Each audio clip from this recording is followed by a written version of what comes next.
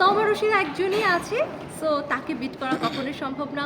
আমি মিসেস বাংলাদেশ নামক একটি বিউটি কন্টেস্টে টপ 20-তে ছিলাম, বাট সেই সময় কিছু কারণেই আমি টপ 20 থেকে নিজে ইচ্ছায় কুইট করেছিলাম এবং মাত্র 4 দিনের জন্য আমি গালাতে হাঁটতে পারিনি। সে একটা আশা আকাঙ্ক্ষা আমার মধ্যে সবসময় ছিল এবং মিসেসদের জন্য কোনো বিউটি প্যাজেন্ট ছিল না বাংলাদেশে কত বছর ধরে, বা থাকলেও আমার নজরে হয়তো পড়েনি। যখন ফাইনালি আমি এখানে দেখলাম যে মিসেসদের জন্য, যারা বিবাহিত মেয়ে, তাদের জন্য একটা অপরচুনিটি এসেছে, তখন আমি এই লোকটা সামলাতে পারিনি। যদিও আমাকে চারপাশ থেকে অনেকে বলেছে, তুমি এই পজিশনে এসে বর্তমানে কেন আসলে পার্টিসিপেট করছো।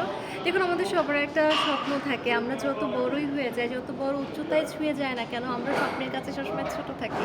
সেই লোভ, সেই আকাঙ্ক্ষাটা আমার ছিল যে সেই গালাতে হাঁটবো, অনেক মানুষের সামনে কিছু হাঁটবো, নাচ করবো, ওই মোমেন্টটাকে জাস্ট এনজয় করার জন্য এই প্যাজেন্টে এসেছিলাম। এবং আমার কাছে মনে হচ্ছে যে আমি যে কাজ করি সেটার সাথে এটা মিলে গেছে, কারণ আমি ব্র্যান্ড অ্যাম্বাসেডর হয়েছি এবং আপনারা জানেন যে বর্তমানে ব্র্যান্ড অ্যাম্বাসেডরদের কত বড় একটা ডিমান্ড আছে এবং আমার কাজ কিন্তু আজকে শেষ হয়ে যাচ্ছে না। আগামী বছরগুলোতে যত বছর এই বিউটি প্যাজেন্টটা থাকবে তত বছর আমি তাদের অ্যাম্বাসেডর। দ্যাট মিন একটা লাইফ টাইম অ্যাচিভমেন্ট আমার। এটা এমন না যে এক বছরের একজন কুইন পরের বছর অন্য আরেকটা কুইন এসে তাকে রিপ্লেস করে দেবে। আমি অ্যাম্বাসেডর, আমাকে রিপ্লেসমেন্ট করা সহজ হবে না।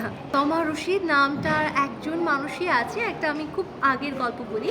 ব্যাক ইন 2002 আই গেস, যখন আমি চাইল্ড আর্টিস্ট হিসেবে কাজ করতাম, আমি বাংলাদেশ শিশু একাডেমিতে নাচ করতাম চাইল্ড আর্টিস্ট হিসেবে। তো ওই সময় আমার মায়ের মুখ থেকে শোনা একটি গল্প যে কোনো একজন ডিরেক্টর এসেছিলেন এবং কোনো একটা বিজ্ঞাপনের জন্য হয়তো কোনো কিছু খুঁজছিলেন। তো উনি আমাকে দেখে বললেন, তোমার নাম কি? তো আমি বলেছিলাম অ্যাজ ইউজুয়াল আমার নাম তমা।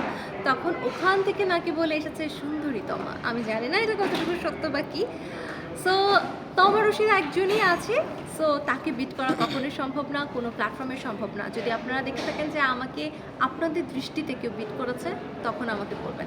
চারপাশে জাজমেন্টে আসলে কেউ আমাকে বিট করতে পারছে কি পারছে না আমি এটা নিয়ে কখনোই চিন্তা করি না, বাট আসলেই মানে প্র্যাকটিক্যাল অর্থে কেউ বিট করতে পারছে কিনা সেটা যদি দেখেন অবশ্যই আমাকে জানাবেন।